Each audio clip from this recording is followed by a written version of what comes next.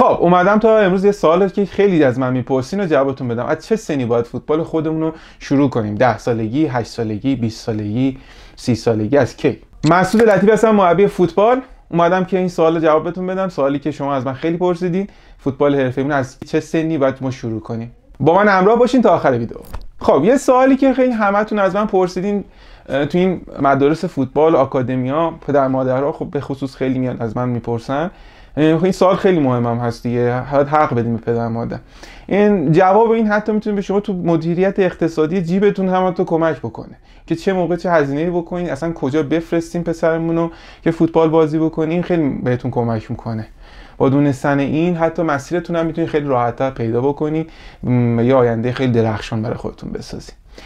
ولی خب در قبل از که به اون بحث برسیم، باید یه سری نکات هم خب ما در کنار این مثلا رعایت کنیم. مثلا دونستن اینکه ما چه سنی بیایم بالا شروع کنیم، این یه بحثه. یه بحث دیگه اینه که اصلا خب عامل‌های دیگه هم هست، یه فاکتورهای دیگه داره. یعنی خوابتونه، تغذیه‌تونه، بدنسازیتونه، حتی کفش مناسب، استوک مناسب، حتی این هم میتونه روی شما تاثیر بذاره. انتخاب زمین تمرینی مناسب، باشگاه تیم خوب که بتونه شما رشد بده، ارتقا بده، سطح فنی شما رو بالاتر ببره، مربی که باش کار میکنید خیلی مهمه. همه این عامل ها باعث میشه در کنار این جواب این سوالی که الان من میخوام بهتون بگم اینا هست، اینا میتونه شما کمک کنه. خب حالا یه دو تا سبک داریم ما برای اینکه بخوایم به جواب این سوال برسیم. دو سبک داریم. یکی سبک حرفه‌ای داریم که از پایه شروع میشه و از سن پایین‌تر، و یه سبک دیگه داریم که خب بازیکن ما از سن مثلا بالای 20 ساله، بالای 18 ساله و تازه میخواد فوتبال خودش رو شروع کنه و هنوز اون سطح حرفه‌ای رو نداشته یا گذشته تمرینی خوبی نداشته و الان تازه تصمیم گرفته حرفه‌ای دنبال کنه. خب تو سبک اول خب از سن پایه ما معمولا خب به سه دسته تقسیم میشه: زیر 8 سال، بین 8 تا 12 سال و بالای 12 سال. خب زیر 8 سال ما معمولا تمریناتمون شامل بازی گروهی و شوت زدن و فوتبال و از این قبیل میشه، چون خب ما اصلا قصد داریم بچه‌ها رو عاشق فوتبال بکنیم تا اینکه فوتبال زده بشن. پس اصلا خبری از تکنیک و قاعده و کلاس و این حرفا نداریم. ولی بین 8 تا 12 سال ما تازه تو اینجا میتونیم تو این رده سنی، تو این بازه میتونیم یه سری حرکت‌های کلی، تکنیک‌های کلی رو بهشون آموزش بدیم. ولی خب یه بحث بالای 12 سال میمونه که خب بالای 12 سال ما میتونیم دیگه خیلی کاملتر یه سری دریبلینگ، تکنیک‌ها و تاکتیک‌ها رو بهشون آموزش بدیم. حتی میتونیم از کلاس‌های تئوری هم بعضا استفاده بکنیم که خب اون به صلاح دید مربی انجام میشه.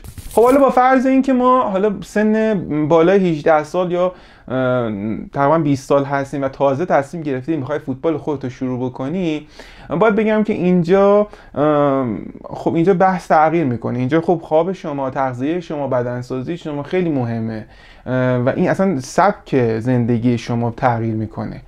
اینکه شما داخل زمین فوتبال یه بحثه که چطوری تمرین میکنی، آموزش میبینی، کی بهت آموزش میده، اصلا کجا هستی، تو چه تیمی هستی، تمام اینا به کنار.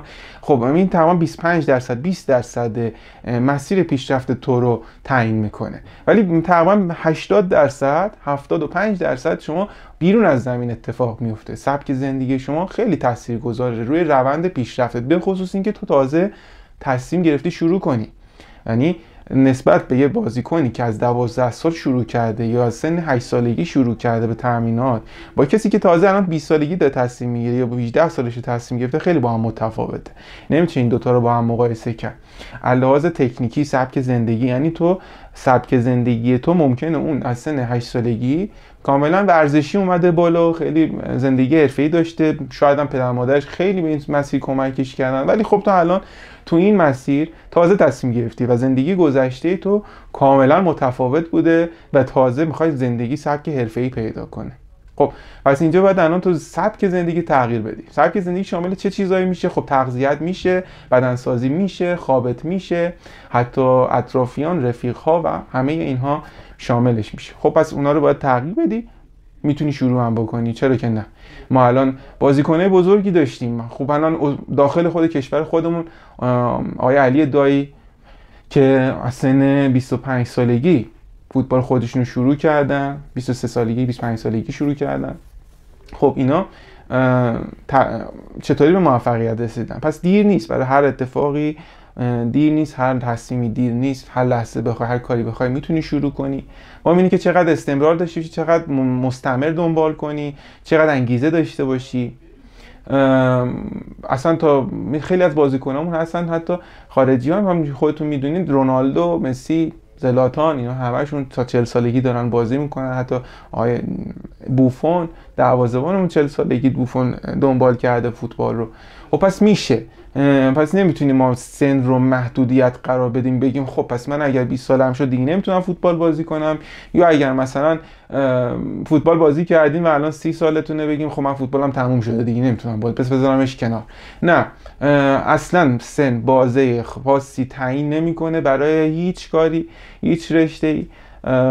شما میتونید هر لحظه که دوست داشتین فوتبال رو شروع کنید و تا هر وقت هم خواستید و توانایی داشتید میتونید فوتبال رو ادامه بدید. اگر خواستی از این نکات ریز و جزئی بیشتر اطلاع داشته باشی، حتما کانال منو دنبال کن. سابسکرایب یادت نره، لایک و کامنت هم فراموش نشه.